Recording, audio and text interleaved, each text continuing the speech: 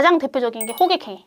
몇 년 전에 큰 사태가 난 게 아마 제 기억으로 현대 땡땡병원이에요. 여러분 그런 대형 병원 가면은 약국이 어마어마하게 많고, 그러니까 손님들은 어디 약국을 가겠다는 생각도 안 하고 그냥 병원에서 나오는데 이제 엄청 자기네 오라고 하고 심지어 차까지 대절해서 모시고 가겠다.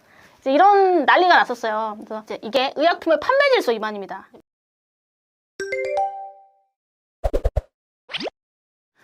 안녕하세요. 나는 변호사다. 김세라 변호사입니다. 이제 생각보다 약사님들께서 이렇게 형사사건에 연루돼서 오시는 경우가 많습니다.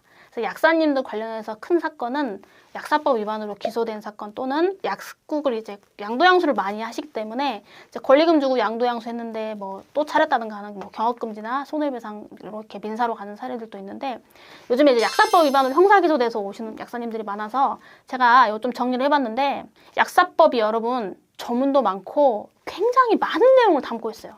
중요한 것들, 많이 문제되는 것들 위주로 가져와 봤습니다.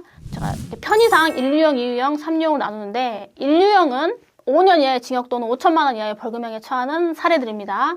볼게요. 첫 번째, 약사 면허나 한약사 면허를 대여하거나 대여받거나 대여를 알선하면, 그러면 처벌됩니다. 그 다음에 두 번째, 약사나 한약사 면허가 없음에도 약국을 개설하거나 의약품을 조제했다. 그러면 처벌됩니다. 여러분 이런 사람 없을 것 같죠? 그러니까 속된 말로 야매로 약 만들어서 파는 거, 그런 거 하지 말라는 거예요. 약사 면허도 없는데 약국을 지어놨다, 또는 약을 만들어서 팔고 있다.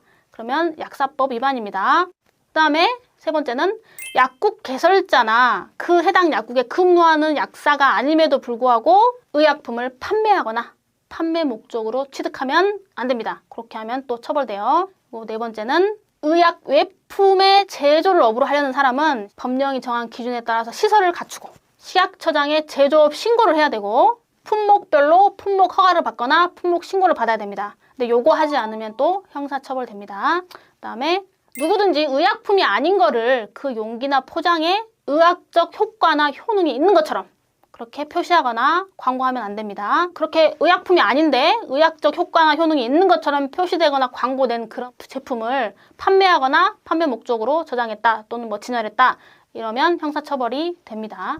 그 다음에 이제 2유형은 3년 이하의 징역 또는 3천만 원 이하의 벌금형인데, 이제 이런 거는 약사나 한약사가 아님에도 자기가 약사나 한약사인 것처럼 그런 명칭을 사용하는 경우. 그 다음에 또 여러분, 약국 이외의 장소에서 의약품을 판매하면 그것도 처벌돼요.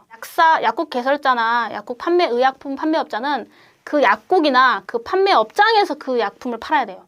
다른 데서 팔면은 그것도 약사법 위반입니다. 그리고 처방 전 알선이나 환자 유인 목적으로 의료인이나 의료기관 종사자에게 금품이나 향응이나 그런 경제적 이익을 제공해도 안 되고, 그런 것을 할 목적으로 뭐 알선이나 중개를 해도 안 됩니다. 그렇게 하면 형사처벌 돼요.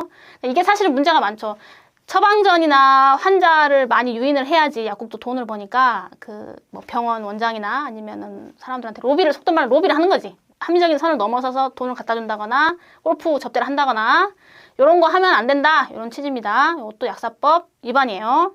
그 다음에 3유형은 비교적 처벌은 경합니다. 1년 이하의 징역 또는 1천만 원 이하의 벌금인데, 실제로 제가 검토하기에는 3유형에서 속하는 사례들도 많아요. 가장 대표적인 게 호객행위. 몇 년 전에 큰 사태가 난 게 아마 제 기억으로 현대 땡땡병원이에요. 여러분 그런 대형 병원 가면은 약국이 어마어마하게 많고, 그러니까 손님들은 어디 약국을 가겠다는 생각도 안 하고 그냥 병원에서 나오는데 이제 엄청 자기네 오라고 하고 심지어 차까지 대절해서 모시고 가겠다.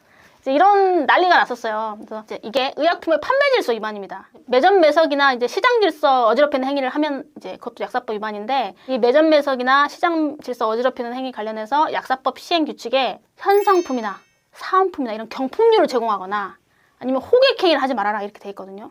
그러니까 자기 약국에 오게 하려고 막 선물 주고, 또는 고객님 저희 쪽으로 가겠습니다 이렇게 해서 막 차가 와서 대절하고, 이런 거 하지 말라는 거예요. 그래서 이런 거 해도 약사법 위반이고, 최근에 그래서 문제가 크게 돼서, 그래서 아마 이 대법원 판례가 나온 이후로 조금 아마 줄어든 건 같긴 한데, 그래도 약국사에 워낙 경쟁이 치열하기 때문에 처방전 하나에 그 돈이 얼마입니까? 그러니까 어마어마하게, 심지어 알바를 써가지고 이게 이제 뭐 예쁜 알바나 잘생긴 알바를 써야 된다, 그래서 손님을 일단 물어와라, 이제 이런 것도 사실 있다고는 하는데, 여튼 이런 것도 전부 다 약사법 위반입니다. 그다음에 뭐 의약품의 명칭이나 제조 방법이나 성능 효능에 관해서 거짓 광고나 가장 광고를 하면 안 되고 전문 의약품은 광고하면 안 돼요.